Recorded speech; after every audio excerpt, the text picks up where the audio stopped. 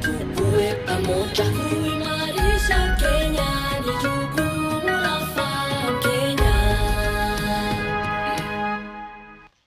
All right, welcome back to the Farm Kenya show. And in studio, I have Toby Durotoyo, who's the Deputy Programs Director for Meals for Nutrition. And you're talking about fortification. Earlier on, we had laid the case what fortification is all about, some history around fortification. You talked about adding iodine to salt. And that is one of the success stories when it comes to fortifying a particular widely consumed product to pass nutrients to the general populace. So now the big question is why? Because somebody is like, okay, why should you add these nutrients to the foods? I go to the supermarket, I go to the market, buy my foods. I have an intrinsic understanding that what I'm eating is beneficial to me at the end of the day. So what are the gaps that we are trying to fill with fortification?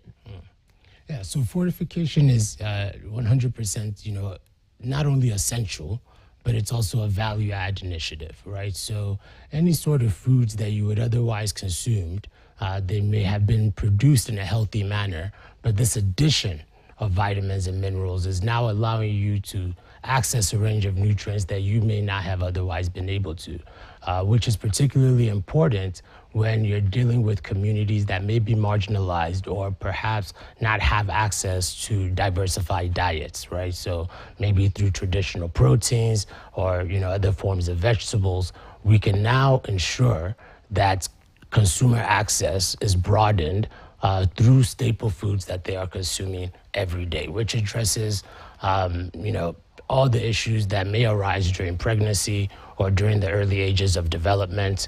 And the impact of that later on is cognitive development, right? It's cognitive development and ensuring that you have a healthy population that can also contribute to the economy at scale. So fortification and malnutrition doesn't just end there, but it has much broader implications that means that the country can be healthier, that the country can be more productive, and that the economy can flourish as well. All right. And I can imagine what you guys are doing at Meals for Nutrition. It's a global initiative in a number of countries. Clarify for us, are there different needs when it comes to intervention, country per country, or is it rather standard? For example, Kenya, what nutrients are we very particular in to make sure that this is passed to the general populace, sort of the missing link? Absolutely. So as I was mentioning earlier, even the selection of these food commodities is largely anchored on what is actually being consumed widely. So depending on the country, although there's some consistency of wheat flour, edible oil, salt and sugar, for instance, maize flour may not feature in other countries like Nigeria, for instance, that is also part of our portfolio. But looking at these specific commodities and seeing what are the deficiencies within the population and the composition of the premix. So the premix is a combination of the different micronutrients that go into this product. That is how you reach a conclusion of what would be the most impactful commodity and what would be the most impactful nutrients as well. So it's definitely a country by country basis. Okay. There's some standardized lessons that we know. And maybe one thing that I would also mention is the regulatory landscape that we're operating in. So in many cases, it's going to be mandatory fortification that's been enacted by law, right? In some other cases, you have voluntary fortification. But very quickly, we're seeing that even those voluntary landscapes are shifting towards mandatory, given the data and the lessons that we've been able to generate to really show and demonstrate the impact. All right. Yeah. For Kenya specifically, where are we? So in Kenya specifically, wheat flour and maize flour is mandated by law to be fortified. So is edible oil. Edible oil, you have vitamin A. So salts as well, you have iodine, as I mentioned earlier. For the flours, you have B3, You also have vitamin A and a few other nutrients as well, right? So those are the main carriers, and that's how we ensure that the population is getting those nutrients that they need, either by frying their mandazi or perhaps consuming their chapati. These are consistently consumed products that, as you're enjoying it at the dinner table, you can also rest assured that you will be able to achieve some of the nutritional intake that's required. And it is sort of an intervention in the agribusiness value chain. You spoke earlier on about the different stages in the production line or in the value chain. At the production, there is also the processing.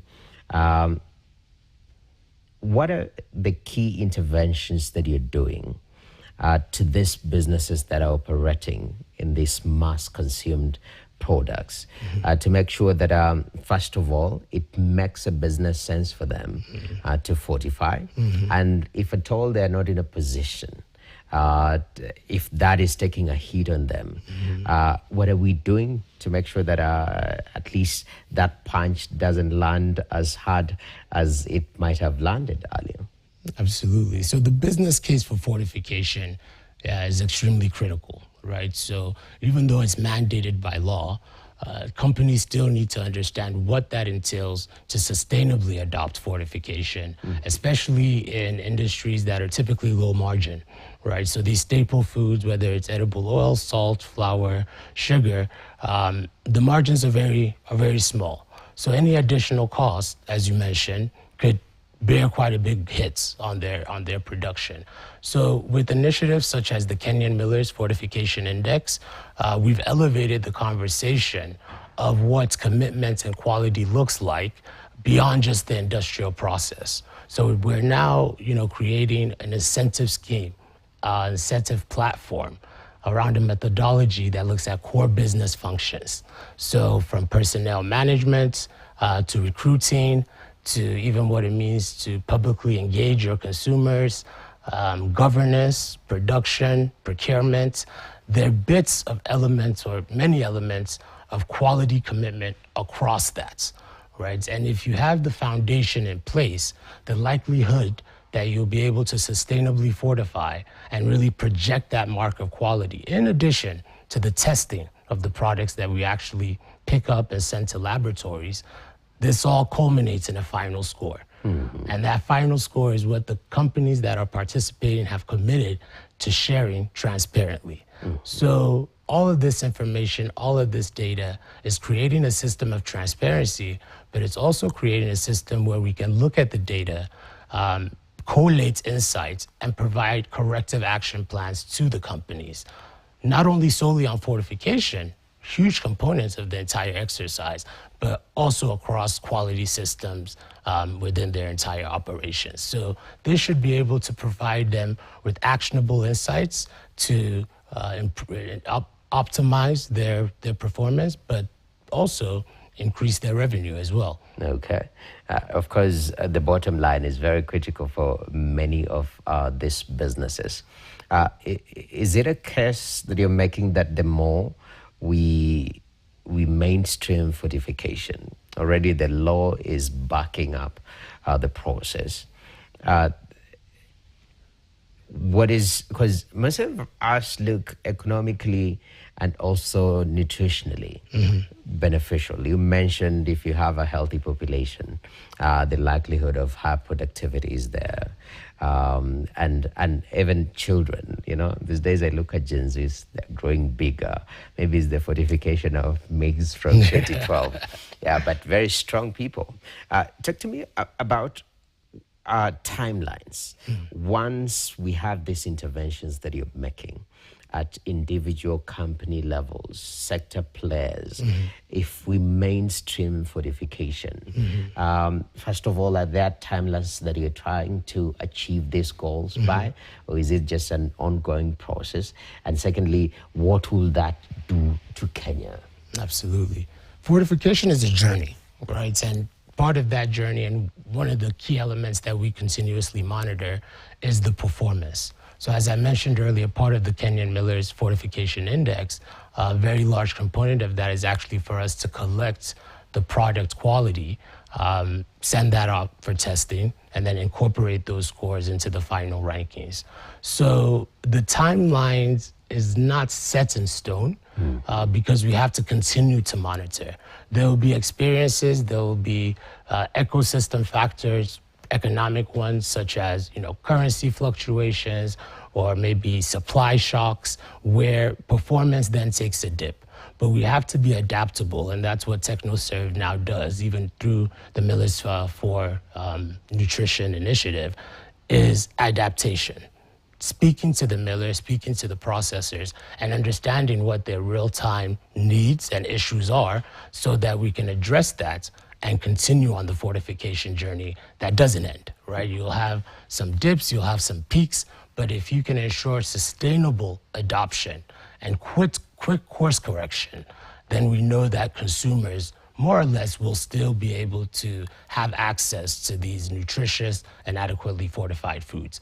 So it's an entire ecosystem support that's required, but that's something that TechnoServe continues to drive, and we're very adamant about that just in terms of creating these partnerships for sustainability. Definitely. And even some of these statistics that inform our discussion when it comes to malnutrition in the country, sort of we start seeing a turnaround when it comes to stunted growth. You've spoken about, expectant mothers getting the required nutrients for proper development of our children. I mean, those can be observed over time.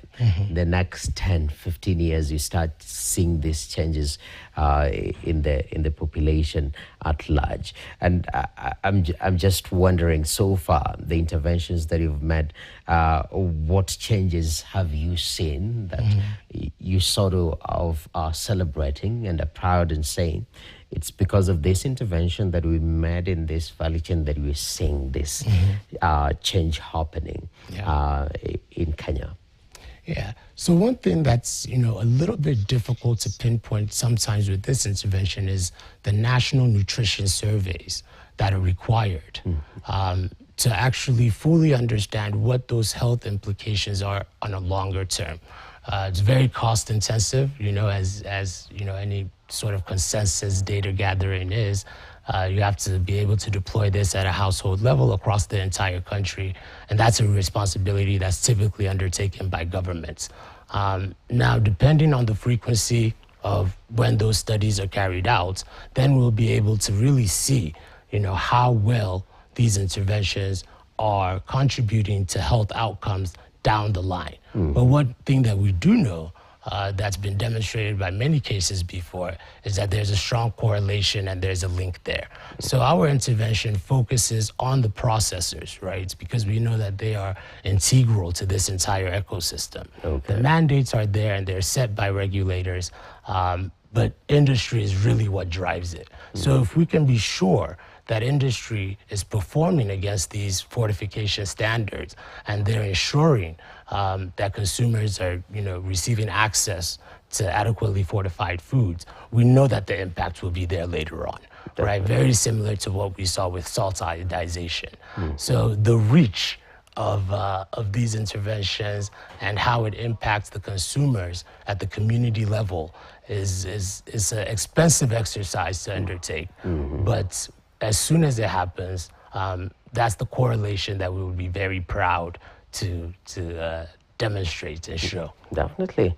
Even as you come to the tail end of this conversation, we are seeing the world is changing very fast. We are in the age of artificial intelligence, and these waves that are touching every sector.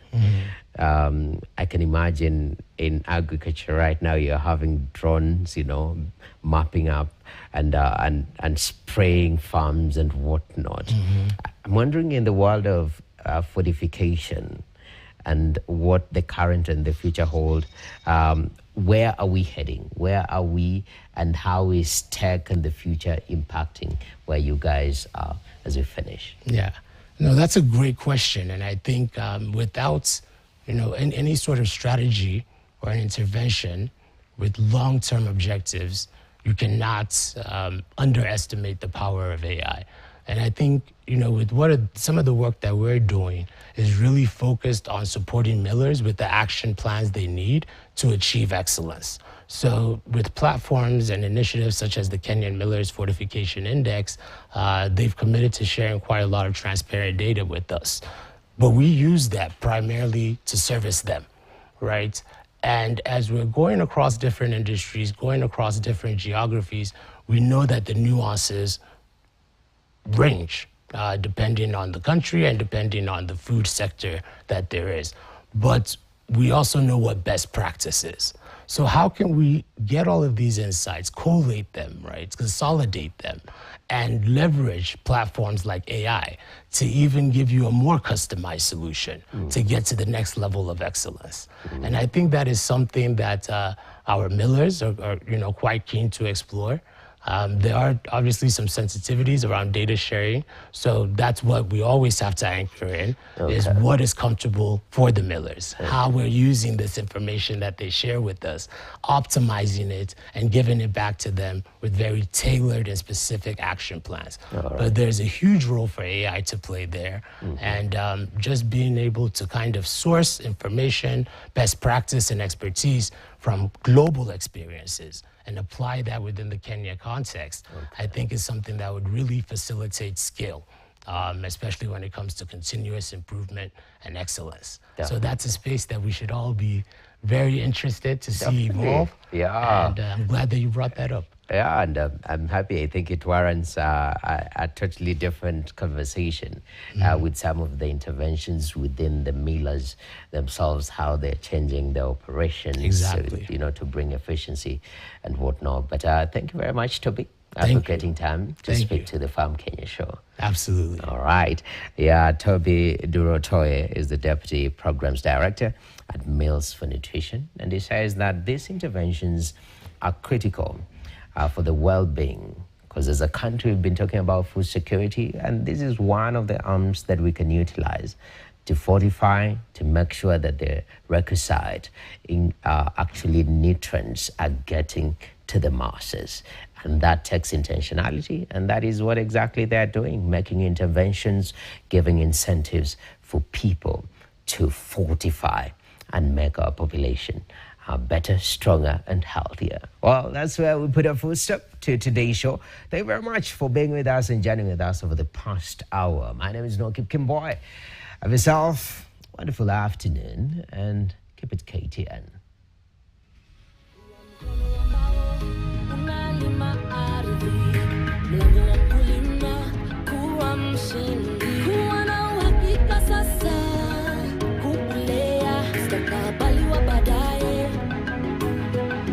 Tufanye kazi pamoja na